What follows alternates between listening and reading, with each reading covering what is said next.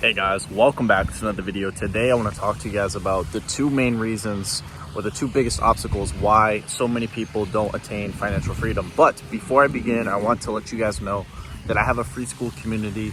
It's a like-minded group of individuals who are on the path to overcoming vices, achieving financial freedom.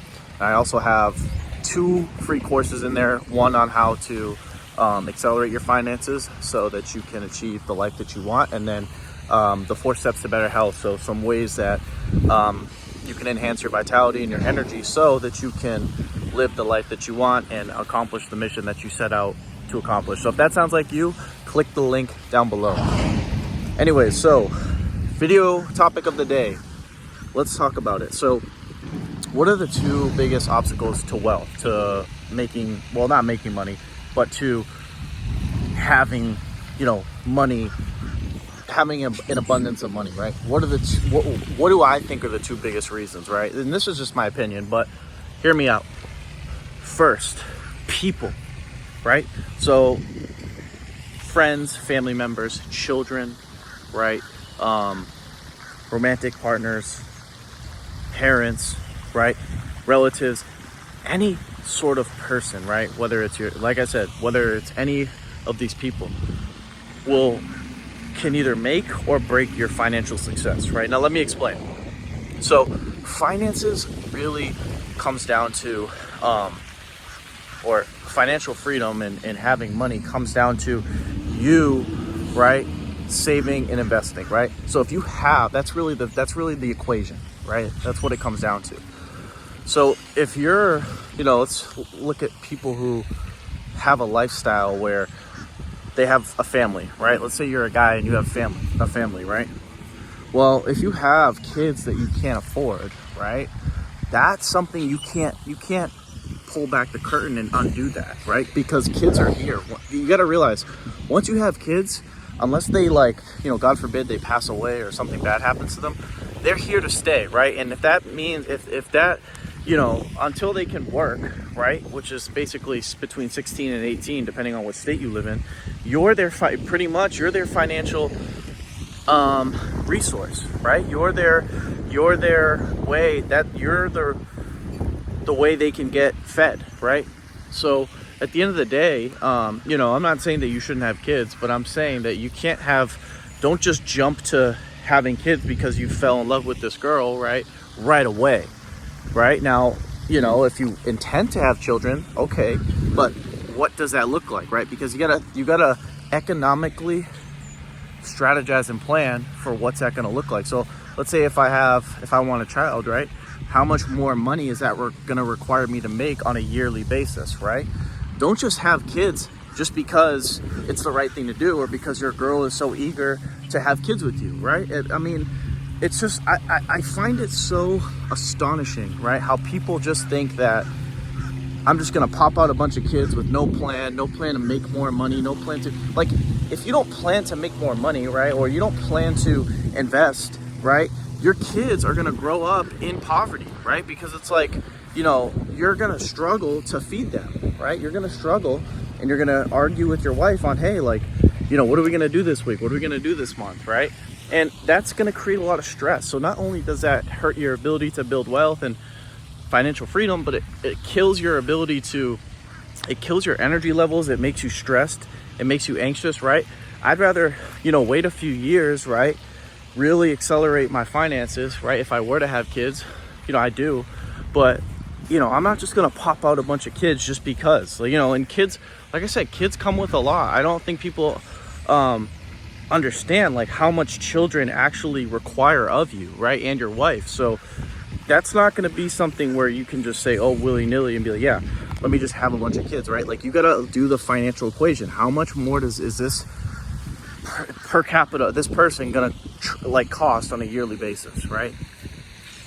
And you got to figure out, if that's your goal to have a child, how can I make that amount of money that I need to provide for that child, right? Or multiple children, whatever. So that's honestly the number one. And then, friends and family. So we talked about children, but let's look at friends and family, right? Because friends oftentimes can be a burden on you as well, right? Now, I know that, you know, a lot of people don't want to be alone, or, you know, maybe you've been friends with some people from high school for, you know, a long time, and you are, you know, you guys enjoy hanging out and everything. But guys, you know, I mean, if that's what you want to do, and you want to spend money at bars and stuff, and, you know, buy weed, or, you know, go out to eat and, you know, spend money on drinks, spend money on girls, or, you know, cars, or whatever it is, that's you, right? I'm not here to judge. But let's say you're someone who wants to have more in their life, financial success in their life. Well, friends are going to hurt you, because, you know, guys, alcohol is a costly habit. Weed is a costly habit. Whatever other drug, you know, vaping's big nowadays. Vapes are costly, right? Vapes are expensive. I work at a gas station. Cigarettes, vapes, all that shit's fucking expensive. And it's like, you're losing. So think of, like, let's think of drugs for a sec. You're losing money and you're losing your health, but you're paying a lot of money for that. That's the stupidest thing. I just laugh at how stupid people are, right? Like, obviously I don't tell them to their face, because they're my customers at work. But in my head, I'm like, you're gonna pay $10, right, for 8 cigarettes that'll last you 2 days, right? And then you're gonna come back and keep buying them.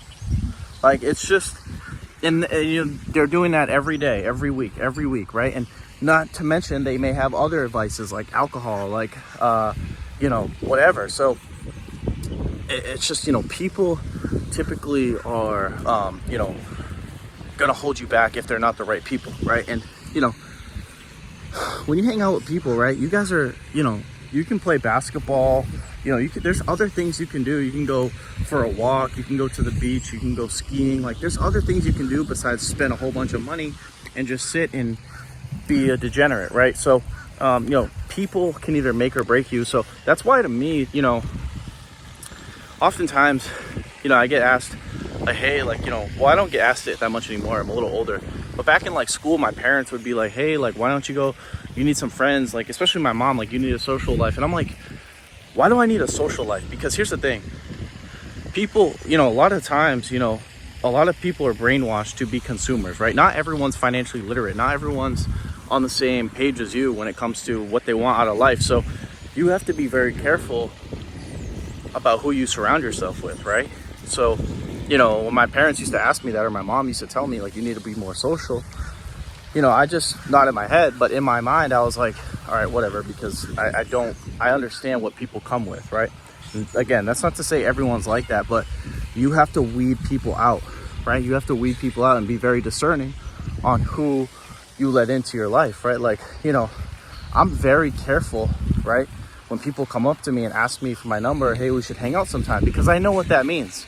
We should hang out sometime, you know, not all the time, but most times often means, hey, let's go out, hey, let's drink, hey, let's do this. And it's like, I'm not trying to spend money on things that don't benefit me in any way. It makes no sense. Logically thinking, it makes no sense, right? So that's definitely something that you have to watch out for. And then let's talk about vices. So we talked about people a little bit, children. Obviously, you know, you're women. I mean, let's talk about women for a sec as well, because women can screw you too. You know, guys, child support, alimony, right? Especially when you have children, right? It's very important. I'll just say this before I move on to the next segment.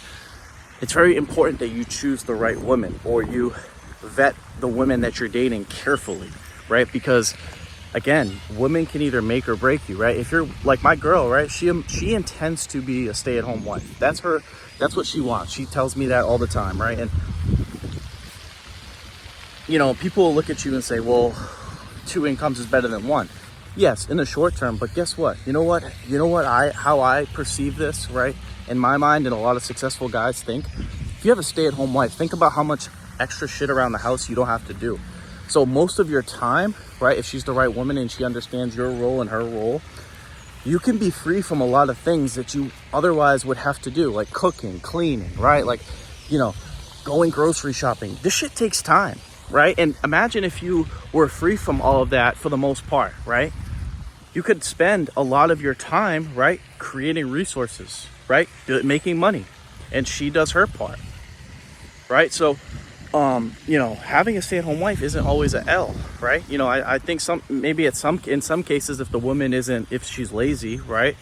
But at the end of the day, right, if you have a woman who will take care of that stuff for you, right, and you can just really lock in and focus all of your energy. Because guys, like I said, not only does those little minute chores around the house take a lot of time, but they take energy too. Like, washing the dishes after a meal, especially if you have kids or if you have a lot of, plates and stuff, that takes time. Cooking takes time, right? My girl cooked for me last night. It took her an hour and a half, right? Or I think it took her like an hour. But the point is like, that stuff takes a little bit of time out of your day. You'd be surprised how much time those little activities add up, right, in your day, right? So, that's key to understand. So let's move on to vices, right?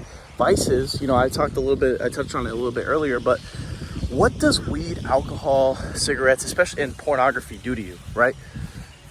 I talked a lot about vices in the past, and I'll kind of just reiterate it for the sake of this video, but your energy and your time are the two biggest things that are going to help you become financially free, right? If you have a lot of energy and you have a lot of time, right, that's your key to success. Think of most people's lives, right? Most people don't have a lot of time because they spend most of their day, 2/3 of the day at work, right? Between 8 and 10 hours at work, right? Okay, so that's a big problem, right? And then when they get off, right, their energy is already compromised because they're possibly, maybe a little bit sleep deprived, and they just worked 8 hours of the day. So maybe when they get home, they're at like what? Let's just say 40%, maybe 50% at best, right? And what do most people do when they go home, right? They drink beer, they smoke, right? Because they want to relax. They want to ease their fatigue. They want to ease their body, right? They want to get ready to go to bed, right? And, totally understandable. If you're severely burnt out, right? That's something you'd want to do. You'd want to relax, right? But you don't have to, that's not the only way to relax through vices. Vices aren't the only way to, let loose, right? You can ask your girl, or you can like my girl, she gives me a massage here and there, right? Sometimes I'll stretch. Sometimes I'll come out here and just sit and do some like breath work, right? There's other ways to relax, right? So your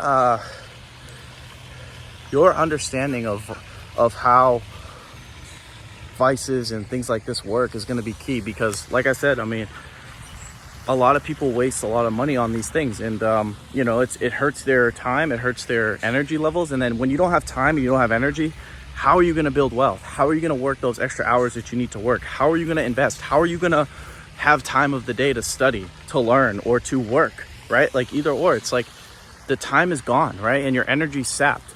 So that's how most people live their lives, 5 days a week. And on the weekends, what do? They're just like, hey, it's the same shit over again.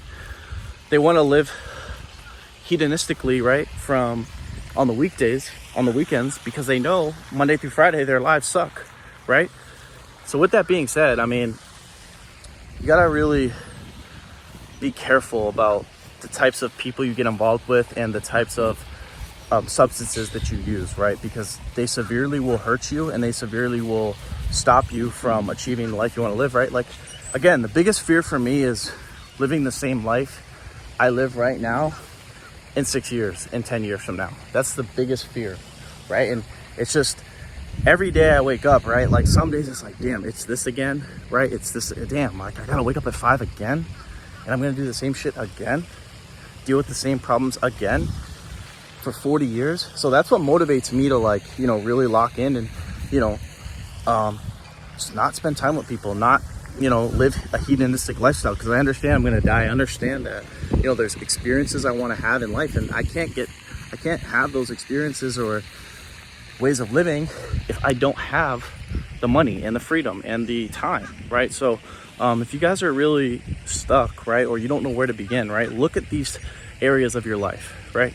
I'm sure a lot of you guys, if maybe you don't have a people problem where you have too many friends and too many nights out, right?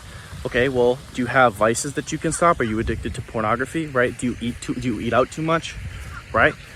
There's things that you can look at and cut back on, right? I'm not saying to completely become a complete minimalist and live frugally forever, right? Because you got to enjoy life too.